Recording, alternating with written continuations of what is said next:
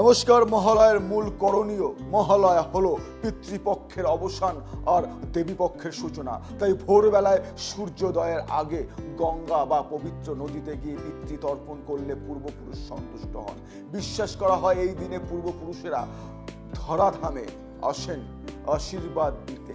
তর্পণের পরই দেবী দুর্গার আহ্বান করা উচিত, কারণ মহালয়া মানে চক্ষুদান, দেবীর শক্তির প্রথম সঞ্চার। সন্ধ্যার পরে দেবী বা কালী মন্ত্র জপ করলে সংসারে অশান্তি কমে যায়। আর রাতে প্রদীপ জ্বালানো, ধূপ দীপে ঘর পরিষ্কার করা, এইসব করলে অশুভ শক্তির প্রবেশ করতে পারে না। আজকে কিছু গুপ্ত ক্রিয়ার কথা বলবো। মহালয়ার এক কার্যকারী কিছু টোটকা বলবো, যে টোটকাটি একদম অপরিহার্য। এই টোটকা করলে জীবনে আমূল পরিবর্তন আসবে। মহালয়ার প্রথম যে টোটকাটি করবে, পারিবারিক শান্তির জন্য মহালয়ার রাতে শোবার ঘরে লাল বা গোলাপি কাপড় বিছিয়ে তার উপর সাদা ফুল রেখে ওং দুর্গায় নমঃ জপ করলে দাম্পত্যে অশান্তি দূর হয়। ধন প্রবাহ বৃদ্ধির জন্য একটা কার্যকারী টোটকা। ভোরে গঙ্গা জল বা নদীর জল এনে বাড়ির দরজায় ছিটিয়ে দিন। তারপর লক্ষ্মী মন্ত্র জপ করুন। এতে আটকে থাকা অর্থ ফিরে আসে, ব্যবসায় লাভ হয়। 3 নম্বর, শত্রুর কুটচাল কাটাতে রাতে কালো তিল ও সর্ষের তেল দিয়ে প্রদীপ জ্বালিয়ে পূর্ব দিকে রেখে দিন। আর মন্ত্রটি বলুন ওম হ্রিং কালী কালিকায় নমঃ জপ করুন। এতে শত্রুর শক্তি ভেঙে যায়। অশুভ শক্তি থেকে সুরক্ষার জন্য এই টোটকাটি করুন বা এই ক্রিয়াটি করুন। মহালয়া রাতে বাড়ির 4 কোণে সর্ষের তেলের প্রদীপ রাখুন আর ওং হুং ফট এই মন্ত্রটি জপ করুন। এতে ভূত প্রেত বা দোষী শক্তি দূরে সরে যায়। সন্তানের অগ্রগতির জন্য মহালয়ার সকালে সন্তানের নাম মনে রেখে চন্দ্র মন্ত্র জপ করুন ওং সময় নম। তারপর তাকে সামান্য মিষ্টি খাওয়ান। এতে পড়াশোনার প্রতি মনোযোগ বাড়বে। পূর্বপুরুষের আশীর্বাদের জন্য একটা কাজ করুন। কি করবেন? গঙ্গার ঘাটে প্রদীপ ভাসিয়ে বলুন পিতৃভ্য সাধা।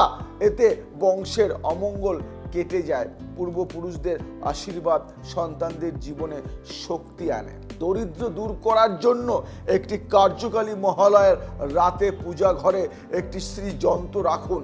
তার সামনে ঘিয়ের প্রদীপ জ্বালান ও 108 বার ওং শ্রীং মহালক্ষ্মী নমঃ জপ করুন। এতে অর্থ সংকট দূর হয়।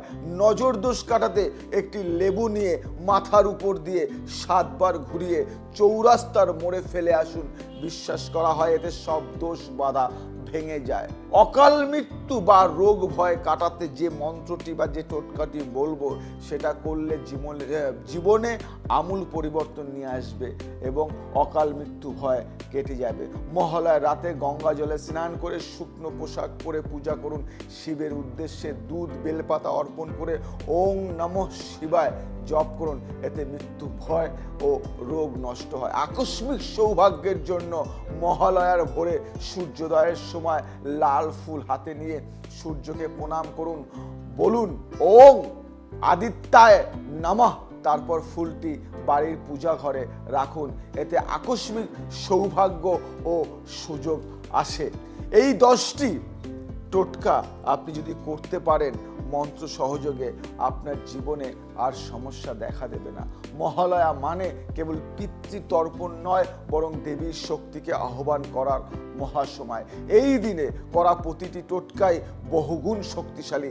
যিনি মহালয়াকে কেবল আনুষ্ঠানিকতা হিসেবে নয়, বরং বিশ্বাসের সঙ্গে পালন করেন, তার জীবনে দুঃখ, দারিদ্র্য, অশান্তি, শত্রুর কুটচাল সব মিলিয়ে দূর হয়ে যায়। আমি জয়দেব শাস্ত্রী সারা বছরের ন্যায়, প্রতি বছরের ন্যায় আমি এই মহালয়ের দিনে আমি সকাল থেকে রাত পর্যন্ত থাকি এবং প্রতিটা ভক্ত শিষ্যের সাথে আমি মিট করি এবং কারো কাছ থেকে একটা পয়সা এই দিন নেওয়া হয় না। এবং দূর দূরান্ত থেকে হাজারো হাজারো ভক্ত শিষ্যরা আসে এবং তাদের সমস্যার সমাধান সেই দিন আমার কাছ থেকে নিয়ে যায়। তাই মহালয়ার দিনে যারা আসবেন আমার এখানে, তারা ভরসা, আশা, ভরসা নিয়ে আসবেন। নিরাশ হবেন না এবং সবাইকে সাদর আমন্ত্রণ। এই দিন মহালয়ের দিন আপনাকে আমন্ত্রণ জানাই, যার যত কষ্ট দুঃখ থাকুক না কেন, এই দিন আসুন, আমি আছি আপনার পাশে, থাকবো, ছিলাম আপনার পাশে। মহালয়ের দিন আপনাকে আসতে হবে এখানে এবং সমস্যার সমাধান করে যেতে হবে। তাই আমি জোর গলায় বলছি, মহালয়ের দিন আপনার যত কাজ থাকুক না কেন, যত কাজ থাকুক না কেন, আপনি আসুন এখানে, আর আমি দেখি আপনার জন্য কি করতে পারি। নমস্কার।